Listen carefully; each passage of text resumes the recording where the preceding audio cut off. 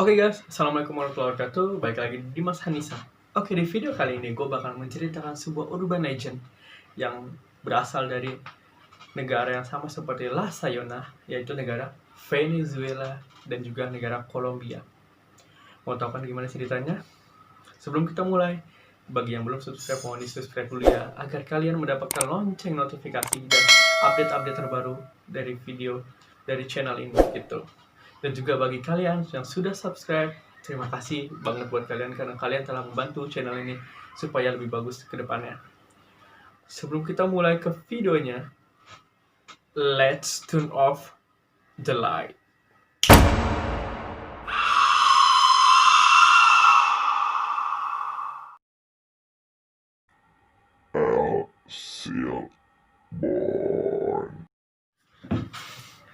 Jadi diceritakan pada zaman dahulu di negara Venezuela hiduplah sebuah keluarga kecil yang diisi oleh ibu, ayah, dan seorang anak. Di keluarga tersebut hanya hidup seorang anak, jadi semacam anak tunggal atau anak sematawayang. Dan yang akan menjadi tokoh utamanya adalah si anak tersebut. Nah, anak tersebut karena ia anak sematawayang dan anak satu-satunya, ia pun hidup dimanjakan oleh kedua orang tuanya. Karena juga orang tua juga mau manjain ke siapa lagi gitu. Nah, kemudian anak tersebut pun karena emang selalu dimanja-manjakan oleh kedua orang tuanya, ia pun menjadi tumbuh dewasa, menjadi pribadi yang angkuh, sombong, dan juga tidak patuh terhadap orang tuanya. Gitu. Pada suatu hari, anak tersebut meminta kepada orang tuanya untuk membawakan dia daging rusa untuk acara makan malam. Namun sayangnya, orang tuanya tidak dapat menuruti apa yang anaknya itu mau. Jadi orang tuanya ini tidak memberikan daging rusa untuk acara makan malam. Lalu pada akhirnya, si anak itu mengamuk dan sangat marah. Dan pada akhirnya, anak tersebut membunuh ayahnya secara keji. Kegilaannya tidak sampai hanya di situ. Setelah ia membunuh ayahnya, jadi bunuhnya di sini konteksnya adalah menusuk ke perutnya, lalu anak itu membelek perutnya, habis dia belek, ia mengambil usus ayahnya, lalu dibawa ke ibunya agar dimasak. Di situ konteksnya ibunya nggak tahu kalau sebenarnya suaminya atau ayah dari anak itu sudah meninggal.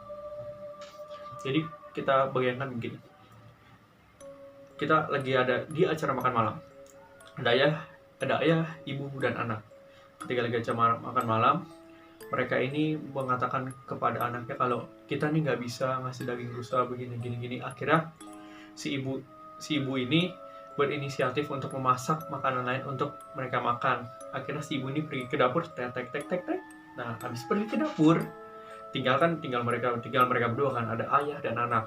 Dan mungkin anak ini melakukan pembunuhan pada saat itu. Jadi si anak itu kan ketika dinasehati itu, karena dia tidak mendapatkan daging rusa, dia tuh hanya menendang, marah gitu, tapi masih dalam hati biasa aja. Nah, mungkin pada saat itu ia mengambil pisau atau manggil alat untuk membunuh, alat tajam. Dia mendekati ayahnya dan dia langsung menusuk, belek, mengambil usus, dan langsung dia bawa ke dapur untuk diberikan kepada ibunya. Dan setelah membunuh dan juga setelah membawa daging, anak tersebut membawa jasad ayahnya disembunyikan, nggak tahu lah di mana sembunyinya, pokoknya nggak dijelaskan. Setelah disembunyikan, anak itu kembali ke meja makan dengan ibunya juga yang sudah selesai memasak. Dan di situ ibunya pun berkata, "Mana ayah?" Dan si anak pun menjawab, "Mungkin lagi keluar," gitu. Dan di situ ibunya tuh pertama nggak kayak ya udah mungkin emang lagi keluar itu. Tapi gimana sih rasa seorang istri itu pasti curiga gitu. Kok udah seharian kok katanya keluar pergi sebentar tapi kok belum pulang juga, sampai selesai makan malam juga nggak pulang.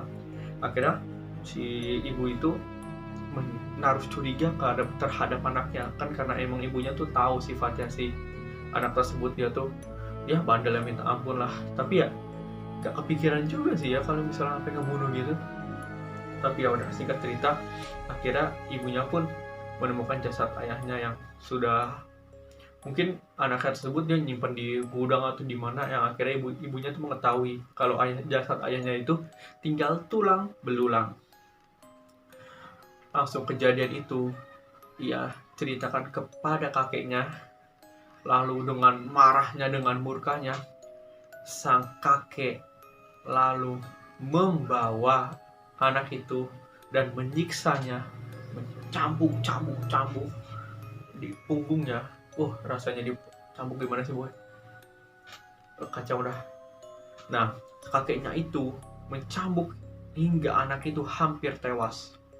Lalu kepedihannya tidak sampai di situ.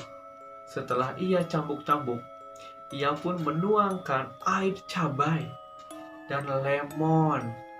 Bayangin di lukanya itu loh boy. Gelo, gokil. Pedihnya kayak apaan tahu itu. Setelah sang kakek melakukan hal itu, sang kakek pun menyuruh pergi lu gitu ke anak tersebut, karena dia sudah melakukan hal sekejam itu. Tapi sebelum anak itu suruh pergi, anak itu disuruh membawa sekantong yang berisi tulang belulang dari ayahnya. Jadi ya, lu mau ngapain? Ya udahlah, bawa aja gitu ya. Bu tulangnya itu. Akhirnya di tengah perjalanan anak tersebut pergi sambil membawa kantong, sang kakek pun melepaskan anjing-anjing liarnya agar mengejar anak tersebut. Namun sebelum anak tersebut mati dicabik-cabik oleh anjing, sang kakek pun mengutuk anak tersebut dengan nama El Silbon. Dan menurut kabar, kedatangan El Silbon ditandai dengan suara atau bunyi siulan. Dan menurut kabar, El Silbon sering menampakkan diri dengan membawa kantong yang berisi tulang belulang yang pernah diberikan kakeknya dahulu.